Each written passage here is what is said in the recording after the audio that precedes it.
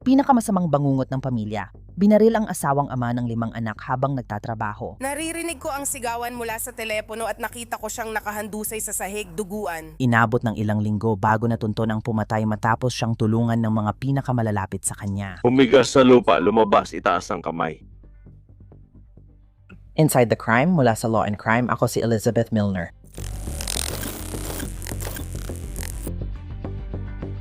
Plano ng suspek ay magnakaw, ngunit aksidenteng nabaril ang biktima habang kausap nito ang asawa sa telepono. Mayo 30, 2024 na ngayon. Sa Leesburg, Florida, pasado alas 9 ng gabi, pumasok ang armadong lalaki sa tindahan, tinutukan ng baril at agad binaril ang tindera. Pagkatapos, tumalon siya sa ibabaw ng counter para nakawan ng tindahan bago tumakas. Tinamaan ng bala si Rayad Shahida, 51 taong gulang na siya noon ang nagbabantay sa cashier. Pagdating ng pulis, nakita nila si Riyad na walang malay sa sahig na may tama ng bala sa tiyan at ulo. Kinailangan siyang i-airlift papuntang ospital ngunit sa huli ay binawian din ng buhay dahil sa kanyang mga sugat, ayon sa ulat ng Fox 35 sa Orlando. Nang pumasok ang suspek sa tindahan, si Reed ay nakikipag-video call pa sa kanyang asawa. Ayon sa asawa, nakita niya ang takot sa mukha nito at narinig niya itong sumigaw ng hindi sa huling sandali. Sinuri ng mga pulis ang anumang bakas na iniwan ng suspek habang tinitingnan kung may mga saksi na nakakita ng kahit ano. Umalis ako sa trabaho. Pagpasok ko, narinig ko ang kaguluhan sa telepono. Karaniwan binabati niya ako pagdating kaya napansin kong may kakaiba. Oo, syempre. Lumingon ako sa kanto, narinig ang sigawan sa telepono at nakita ko siyang duguan sa sahig. Kaya ang una kong naging instinct ay tawagan kayo dyan para masigurado na. Wala ka namang nakita na kotse o kahit ano nung dumating ka? Walang tumatakbo. Hindi, dahil nagtatrabaho lang ako sa Walgreens sa tapat ng kalsada, kaya madalas akong lumalabas at sumisilip sa gabi. Oo, syempre kung may kahina-hinalang kilos o kahit ano. Oo, May mga palaboy na tumatambay doon, hindi dapat ganun. oo, wala akong nakita. Kung may marinig ako, sasabihin ko agad sa inyo. Iniisip ko, ano pa kaya? Oo, talagang nakakakilabot yon. Salamat sa pagtawag kahit galit ka. Walang problema. Tungkulin ko bilang sibilyan, maliit na bagay lang yan. Alam mo, Pare, yung iba pumapasok lang tapos umaalis agad. Ganyan talaga ang ginagawa nila. para sa akin, sino ba ang makakaalam kung gaano na siya katagal doon? Paano kung hindi ako pumasok? Oo. Tama pa ba yung address mo? Nakasulat ba ito agad matapos ang insidente? Kailangan ba ng dilaw? Sagutin ng direkta. Sige, kadalasan tatawagan ka ng mga investigador o susubukan nilang makipagkita sa'yo. Sige, ayos. Salamat. Alam kong pareho lang sasabihin mo pero baka lang may maalala ka pa bago mangyari yon. Oo, syempre. At gaya ng sinabi ko, kung may marinig ako, ipapaalam ko sa inyo. Sige. Maraming salamat. Ilan kayo? Gumana ba ang mga camera sa labas? Naisip ko lang, sakaling pumasok siya. Sige. Gumagana sila, pero may specific lang kaming anggulo. Oh, gets ko. Kadalasan pababa ang turo ng mga lugar na yon. Kung may kotse na mabilis sa parking lot, baka makita mo agad yon. Iniisip ko, baka pumasok muna siya sa lugar mo bago natin tingnan. Sige. Oh, Makikita ko kayo bukas ng umaga sa loob. Dadaan ako at titingnan natin ito mamaya. Maraming salamat. Opo, ma'am, salamat.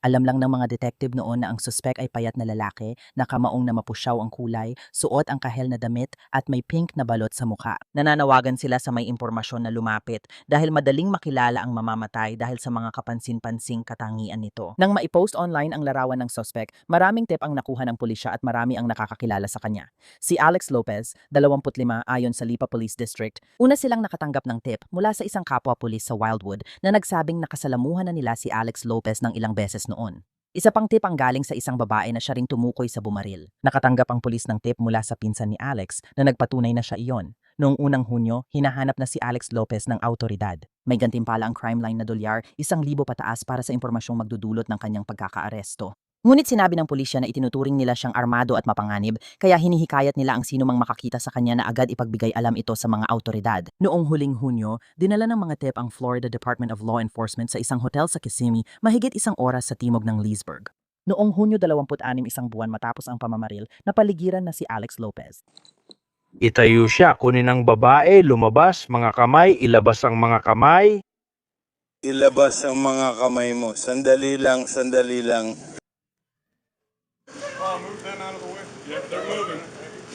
Huwag kang kukuha ng kahit ano. Wala akong dala, sir. Hoy. Let's stay cool, alright, sir? Sige, Adam. Tumahimik ka, huwag mong putulin, pare. May pera ka o mahal ang gunting, putulin mo na.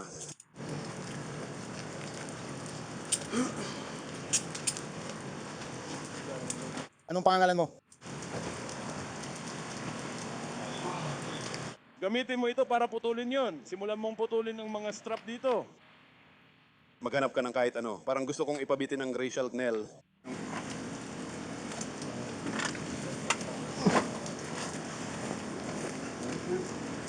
Gumulong pa kanan. Oh, you're good.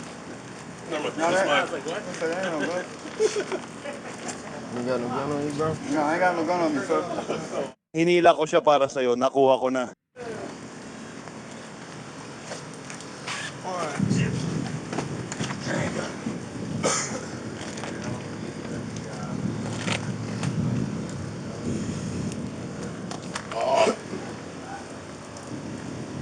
Bitawan mo muna bro, tapos na ako.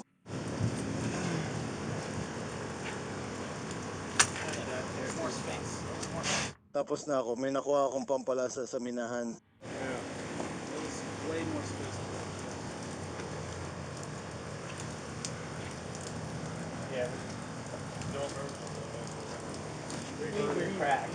Maganda. Ang patuloy na tumingin sa pader na yan.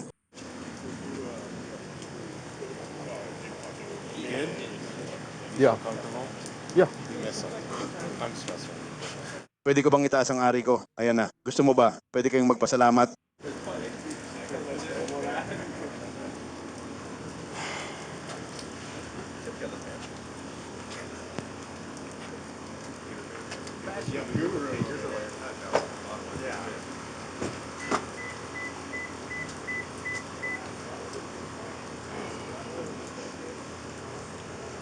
Still the 13.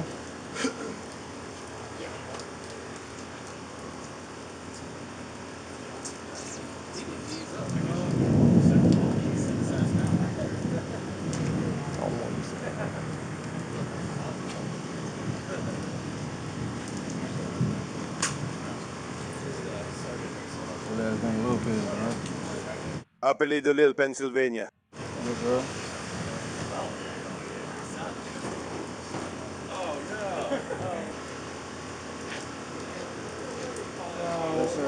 Kamusta bro? Oh, ayos sila. Nasa kabila ng kanto.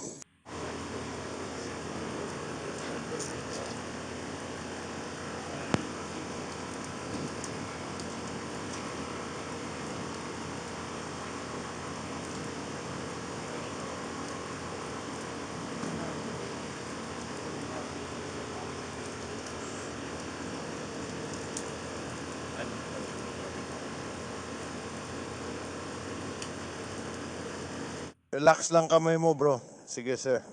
Oh, ayos, chef. Oo. Palitan natin ang mga tasa. Kung okay, tatanungin kita.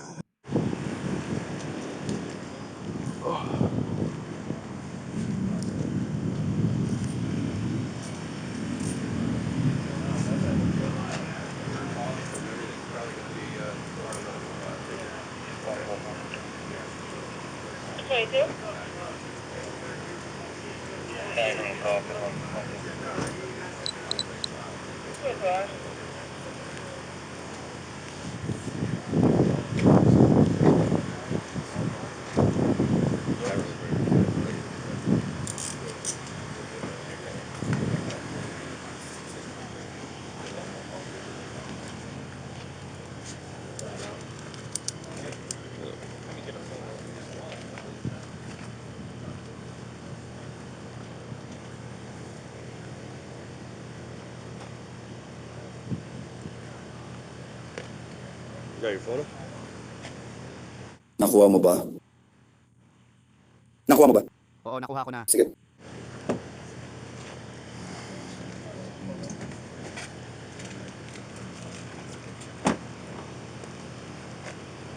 May bukas na kaso si Alex sa Sumter County ayon sa record ng korte noong Nobyembre 2020. 2 beses siyang inaresto dahil sa grand theft ng sasakyan, pagnanakaw at pananakit. Pinalaya siya noong Pebrero 2020 ilang buwan bago ang pamamaril. May iba pa siyang kaso noon. May mga dating hatol siya ng pagnanakaw at grand theft sa Lake County mula 2020.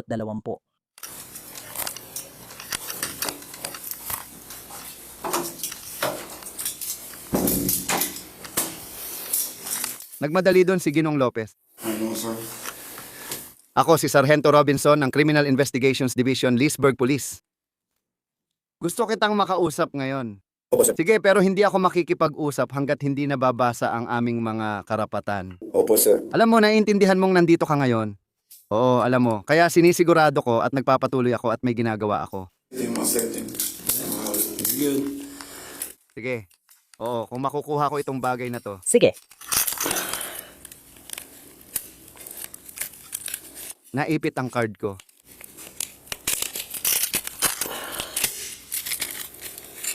Gaya ng sabi ko, uunahin kong basahin ito. Sige. May karapatan kang manahimik. Lahat ng sasabihin mo, Ken, pwedeng gamitin laban sa'yo sa korte. May karapatan kang kausapin ng isang abogado at magkaroon ng abogado sa tabi mo bago ka sumagot ng anumang tanong. Hindi mo kayang kumuha ng abogado? Magtatalaga kami ng abogado para sa'yo bago magsimula. Bago sumagot ng anumang tanong, kung gusto mo, maaari mong piliin kahit kailan na gamitin ang mga karapatang ito. Huwag sumagot ng anumang tanong o magbigay ng anumang pahayag. Naiintindihan mo ba ang mga karapatang ipinaliwanag ko? May iniisip ka bang karapatan?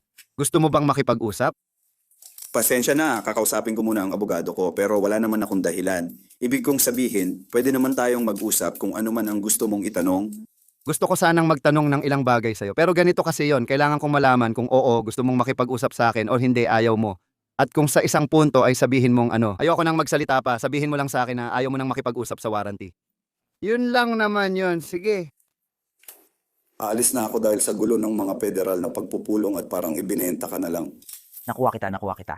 Naligaw ako kahapon pero nakauwi rin.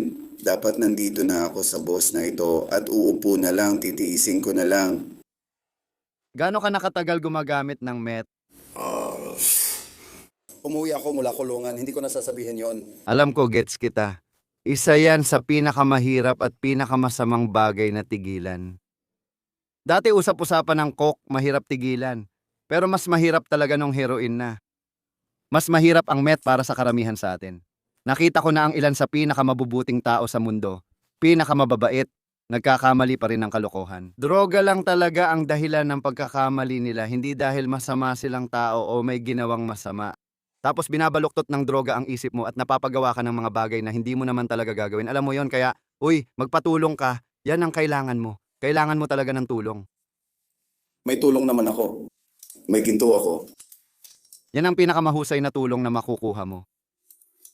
Naiintindihan mo ba kung bakit gusto kong magsalita ngayon? May ideya ka ba kung bakit? Hindi ko alam yon, sabi ng isa pang opisyal. Sabi niya, nasa balita daw ako, hindi ako nanonood ng cable o television sa bahay. Wala akong ganong kaibigan, kaya umuwi ako mula sa kulungan. Nanatili lang ako sa sarili, umiiwas at nanonood gamit ang smart ticket ko, kaya mahirap para sa akin. Talagang parang bata lahat yon. Bukod pa rito. Sige lang.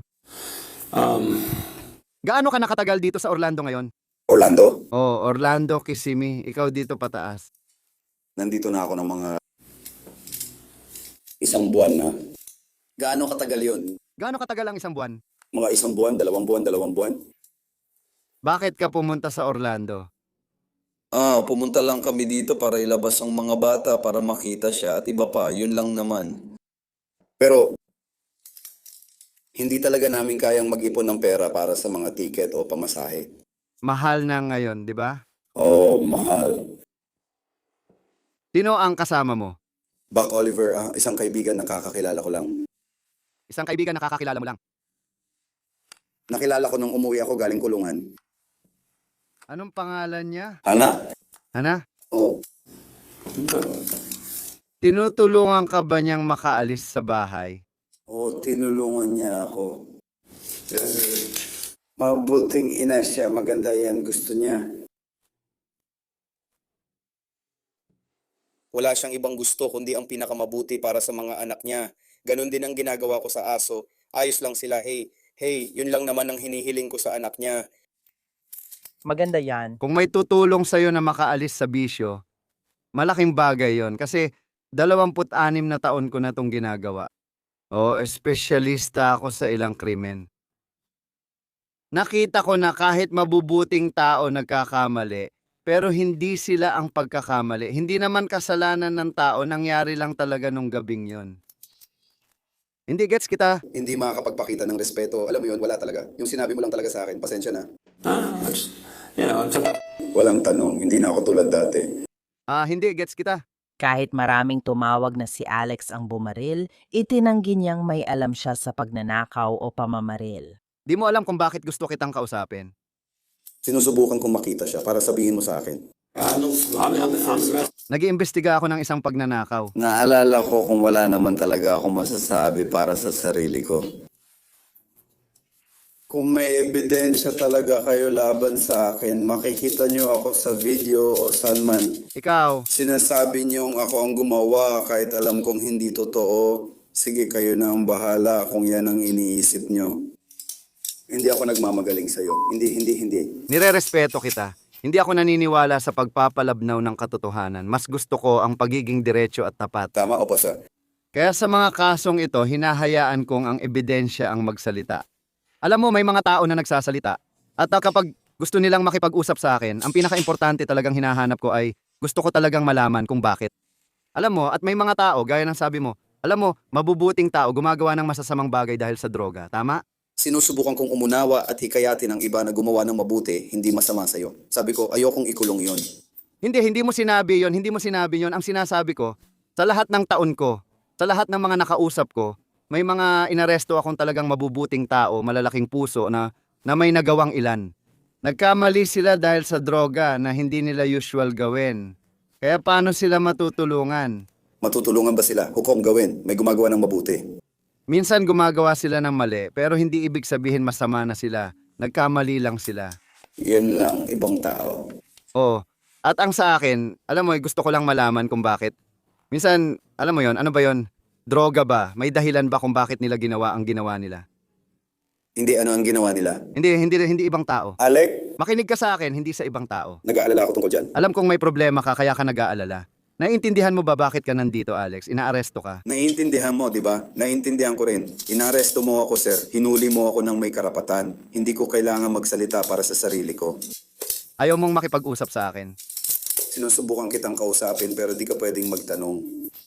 Hindi ko inuulit ang tanong. Ang tinatanong ko sa'yo ay, sinusubukan kong ipaliwanag sa'yo kung bakit. Gusto kong magtanong. Dahil gusto kong maintindihan. Gusto kong maintindihan kung bakit mo ginawa ang ginawa mo. Wala naman akong ginawa. Wala kang ginawa. Talagang wala naman. Sige, kailan ka huling napunta sa lungsod ng Leesburg? Magsisinungaling ka rin ba bago mo ako lokohin? Pupunta ako sa Jose County, Orlando at Duce. Di mo ba maalala kung kailan ka huling nasa Leesburg? Nangyari ba ito nitong buwan lang? Malamang hindi. Malamang hindi nitong nakaraang buwan? Malamang hindi. Problema, hindi mo iniisip na ganun. Naranasan ko na yan dati. Siguro hindi pa nga doon papunta sa interstate palabas dito. Alam ko naman kung sino ka. Ako dito ka sa Wildwood. Oo, alam ko. Alam ko ang sinasabi mo. Kaya dumaan ako sa interstate at pumunta rito. Nakuha kita pero hindi mo naman kailangang dumaan ng Leesburg para makapasok sa interstate. Wala akong lisensya. Sige, pero nabanggit mo lang na nagmaneho ka rito kaya ako naging curious. Hindi ka pa ba nakapunta sa Leesburg nitong buwan? Sa tingin mo, oh? Di ko alam, tol. Ikaw magsabi. Sinasabi ko, sigurado akong nakapunta ka na pare. Alec, Alam mo bang maraming kamera sa tindahan na pinuntahan mo? hindi naman ako pumasok sa kahit anong tindahan. Hindi ka ba talaga pumasok sa kahit anong tindahan? Hindi. Sige. Ipiprint ko na lang ang litrato mamaya, Alex, kasi may kopya na ako. May litrato akong ipapakita sa'yo, Alex. Ayoko nang magsalita pa. Ayaw mo nang magsalita pa. Ayaw mo ring makita ang litrato. Patingin ng litrato. Nagtatanong lang ako kung gusto mong makita ang litrato. Kung ayaw mong makita ang litrato, hindi ko ipapakita sa'yo ang litrato.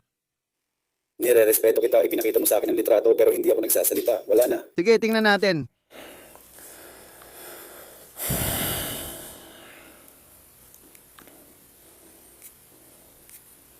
Makikipag-usap ako sa iyo kasama ang abogado? Makikipag-usap ka rin sa akin kasama ang abogado. Oo. Sige, Alec, heto ang bill. Kung may abogado ka, hindi tayo pwedeng mag-usap. Kailangan ko lang gawing malinaw. Kapag humingi ka o kinausap mo ang abogado, tapos na ang usapan. Maliban na lang kung sabihin mong gusto kitang kausapin at bigyan ng pagkakataon dahil ngayon may kaso ka ng homicide, armed robbery, possession bilang convicted felon, at possession ng baril habang ginagamit sa krimen. May isang pagkakataon ka mula ngayon hanggang makita mo ang hukom para magpaliwanag ng dahilan. Dahil kung makita niya ang pagsisisi ang makakaligtas sa'yo. Walang pagsisisi. Ano sa tingin mo mangyayari? Patalbugan na lang, tingnan natin ang mangyayari. Trabaho ko ito ng 26 na taon, kinokolekta ko ang ebidensya at sinasabi, heto na po, kagalang-galang na hukom. Nakakatulong lang kapag sinabi ng tao, pare, sorry, di ko sinasadya. Hindi iyon ang plano ko, pero nangyari na.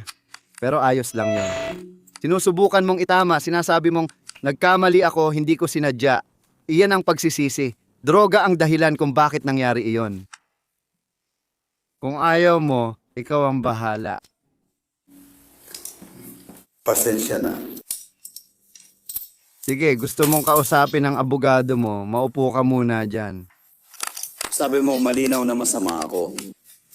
Sige lang. May kaso ka. May warrant ako para arestuhin ka sa planadong pagpatay.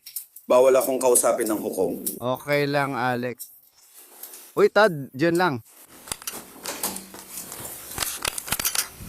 Si Alex Lopez ay kinasuhan ng maraming kaso, kabilang na ang planadong pagpatay, armadong pagnanakaw, pagmamayari ng baril ng isang nahatulang kriminal, at paggamit ng armas habang gumagawa ng krimen. Pero hindi lang siya ang inaresto. Noong Agosto 2020 inaresto sina Patricia Kenshins at Brianna Lopez, ina at kapatid ni Alex, bilang accessory pagkatapos ng krimen ayon sa Leesburg Police Department. Tinulungan nina Patricia at Brianna si Alex magtago. Isang linggo matapos silang maaresto, sumuko ang nobya ni Alex na si Kaylee Dupuy para harapin din ang kasong accessory ayon sa online record ng After the Fact. Pinalaya si Brianna Lopez noong Setyembre 25, 2024.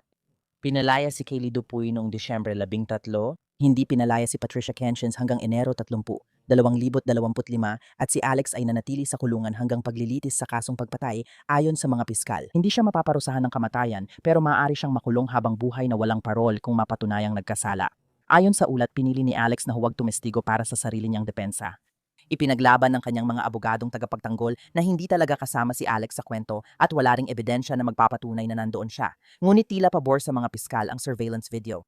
Noong Disyembre 17, 2025 matapos ang halos 3 oras ng pagde-deliberate, hinatulan ng hurado ng Lake County si Alex ng first-degree murder at pagnanakaw gamit ang baril ayon sa mga online na tala. Si Alex Lopez ay hinatulan ng habambuhay na pagkakakulong at kasalukuyang nasa Taylor Correctional Institution sa Perry, Florida. Salamat sa panonood ng Inside the Crime. Ako si Elizabeth Milner.